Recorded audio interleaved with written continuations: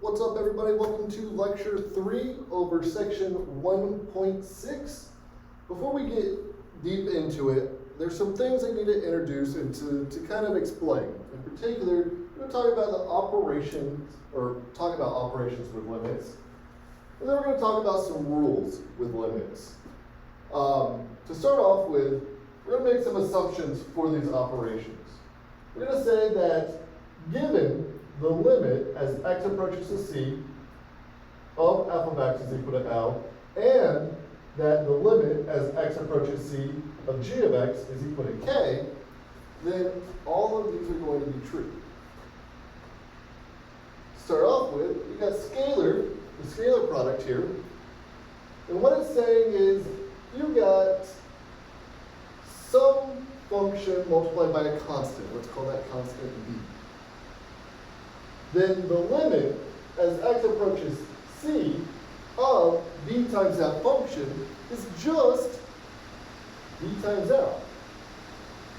Or the other way you can think about it is you can pull that b outside, evaluate this limit, and then multiply that answer by b. Now, on the other hand, for the second case, we've got two functions being added or subtracted together. And the limit of that addition or subtraction is going to be equal to the limit of one function plus or minus the limit of the other function. This is called the sum and difference rule. Now, for products, multiplying two functions, well, this thing's going to evaluate out to be the limit as x approaches c of f of x times the limit as x approaches c of g of x, or just L times k. Because the limit as x approaches c of f of x is L, and the limit as x approaches c of g of x is k. It's just those two limits multiplied together. Similarly, we've got the quotient, which you can think of as this being the same as the product, because multiplication and quotients and division are just two sides of the same coin, right? The only catch is g of x, the limit as x approaches c of g of x, that k value that it equals to, it can't be 0. That's the only rule for the quotient rule. And finally, we have the power and root rule, where the limit as x approaches c of your function raised to a power is equal to the limit as x approaches c of your function, all of that raised to that power, or L raised to that power. And this is the same for both powers and roots. Because again, two sides of the same coin. Having said that, let's look at some more stuff. Now, before we really start diving into working with limits, there's one last set of properties that I need to talk about. This first property says that the limit as x approaches c of b is equal to b. Now, what's happening here? What's happening here is all we're saying is b is a constant, right?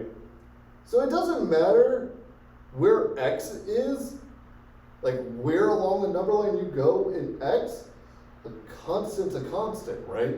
Like, duh. If it's constant, it is constant. And that's what this property is saying.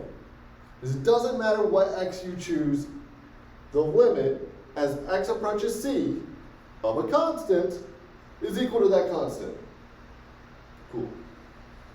Now, on the other hand, the limit as x approaches c of x is equal to c. And all we're saying here is that as x gets close to c, well, x gets close to c. That's all that means, is it. So, as x gets arbitrarily close to c, x gets arbitrarily close to c. Okay, cool. But when you stop and consider that those two rules in conjunction with things like the sum and difference rule, the power properties, the product rules, the quotient rules, these start becoming powerful. These start getting to a place where they're useful to work with. Because now we can start evaluating limits on rational functions and on polynomials. Not every rational function, but some. You're going to see in a little bit this other theorem called replacement theorem, and that's going to let us solve pretty much everything. But in the meantime, we have one last statement. This direct substitution property. This direct substitution property states that if, and this has to be satisfied, if your function is a polynomial. If your function is a polynomial. Then the limit as x approaches c of f of x, well, that's just going to be your function at c. So f of c. But again, this has to be the case where f of x is a polynomial. Has to be that case. Well, and if we stop and think about this for a second, isn't that just a result of those over there, the properties of limits, and those rules we were talking about a second ago, the operations with limits? It would seem that way, right? Because raise this to a power and add any combination of them together, or any combination of these two together with powers mixed and matched all throughout, then you have polynomials. So it would seem that this, and in fact it is, an immediate result of the properties of limits and those operations with limits. Let's check out a couple examples now. Now, just as a quick example of those operations with limits and the properties of limits, as well as that direct substitution rule, let's take a look at this. Well, according to the operation rules, the operation with limits, we could break this whole thing up into three different parts because of the sum and difference rule, right?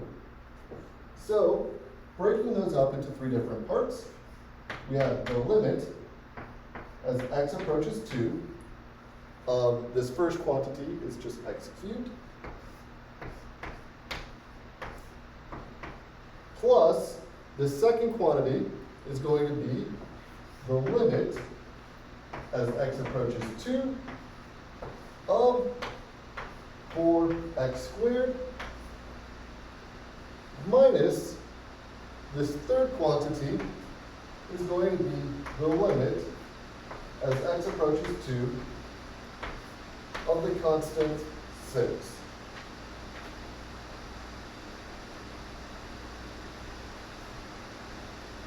Well, we know from those power and root properties that we can pull this cube out.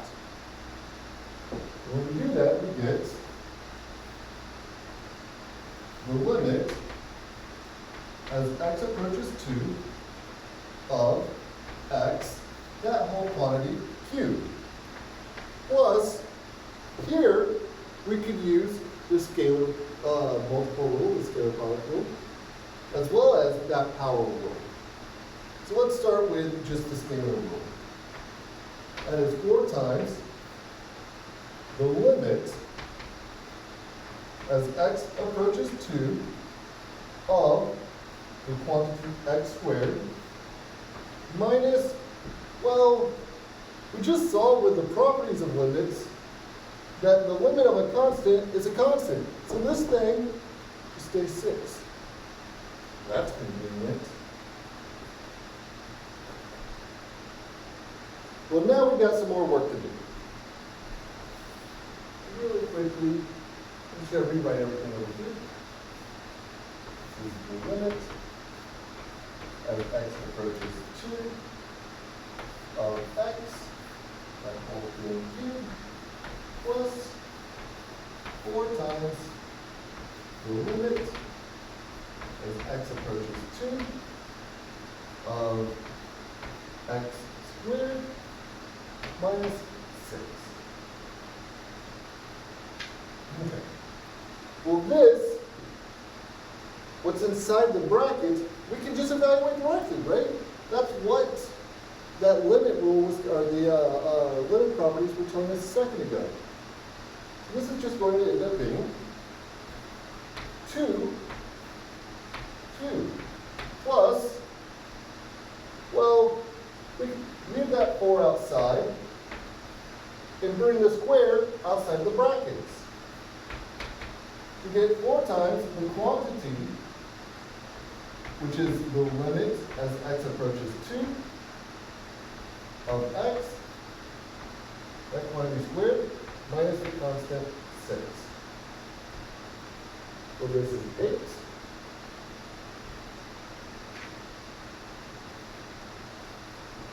Plus, this is going to be 4 times the limit as x approaches 2 of x, well, that's just 2. So we're going to have 2 squared minus 6. Putting all of this together, I forgot my equal signs all the way through.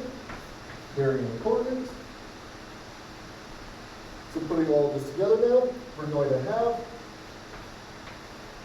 8 plus 4 times 4 is 16. Minus 6 is going to be 18.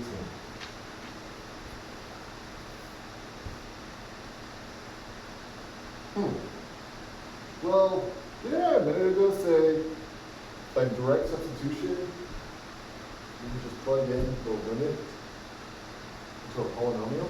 Isn't that just a polynomial? It is, right? So if we were to just plug in 2 here, we'd get 8 plus 4 times 4, so 16. 8 plus 16, 4 minus 6. That's just 18. That's exactly what we got. So because this is a polynomial, we could have applied the direct substitution rule. Could have done that. But by using instead the operations, or operations with limits, and then the properties of limits, so that's the same place. So, like I was saying, yeah, that direct substitution rule is the immediate result of all of those previous properties and the operations with limits. Having said that, let's check out replacement theorem now. So that's going to be the biggest help for us with dealing with limits. So moving on then to what's called replacement theorem. What replacement theorem tells us is that given this c value that our limit's going to approach, if it is a real number, and we've got 2 functions, let's call them f of x and g of x, if those 2 functions are equal to each other everywhere except for when x is equal to c, then it's got to be the case that if the limit as x approaches c of g of x is equal to k, then that limit must also hold for f of x. Okay, what? That seems weird. What's going on here? Well, we're saying that if 2 functions are equal everywhere except at a handful of spots,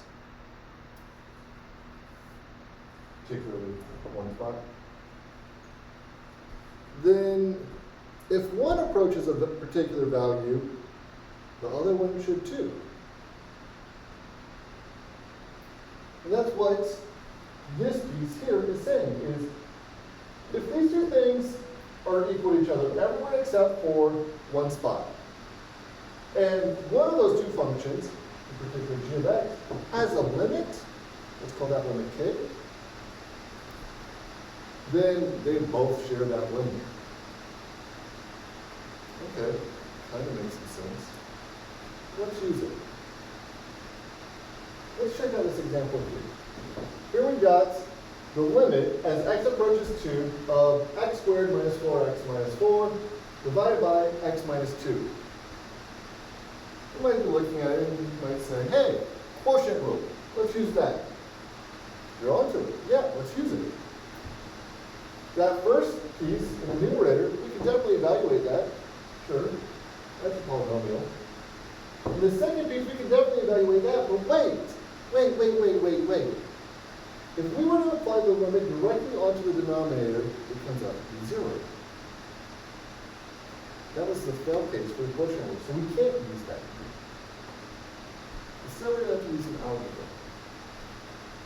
Then I have to take a moment to realize that, or to recognize that I have a typo on the board. And it's supposed to be x squared minus 4x plus 4, not the original minus 4, all divided by x minus 2. Well, that thing can be rewritten, right? That's the quantity x minus 2 squared divided by x minus 2. Well, that's a convenient way of rewriting it, because through cancellation then, we can see that our original polynomial, or our original rational function, is equal to x minus 2 everywhere except where x is equal to.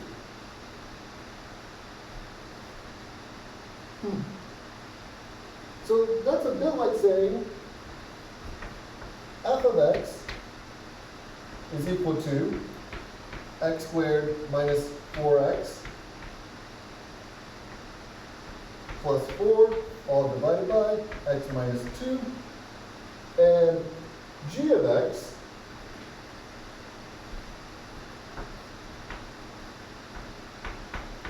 is equal to x minus 2, and these two functions are equal to each other everywhere except for x equal to 2. And we can see that because this thing, this rational function here, doesn't exist where x is equal to 2. But it exists everywhere else, and everywhere else, it's equal to x minus 2.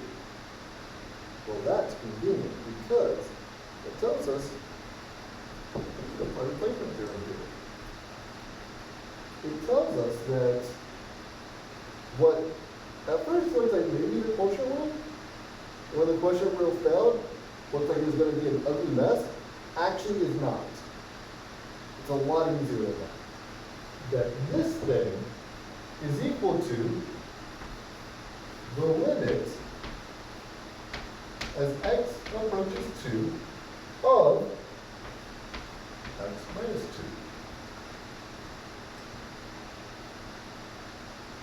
Well, isn't that just 0?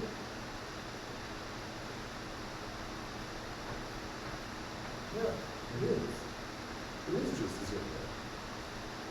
So by replacement theorem, we just solved our first relatively ugly rational limit, or limit of a rational function, I should say. That'd be kind of cool. Now, having said all that, I'll leave this here for now. We're going to pick up in the next lecture.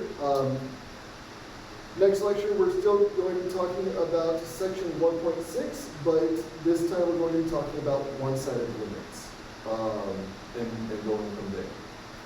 So having said all that, have a good one, everyone.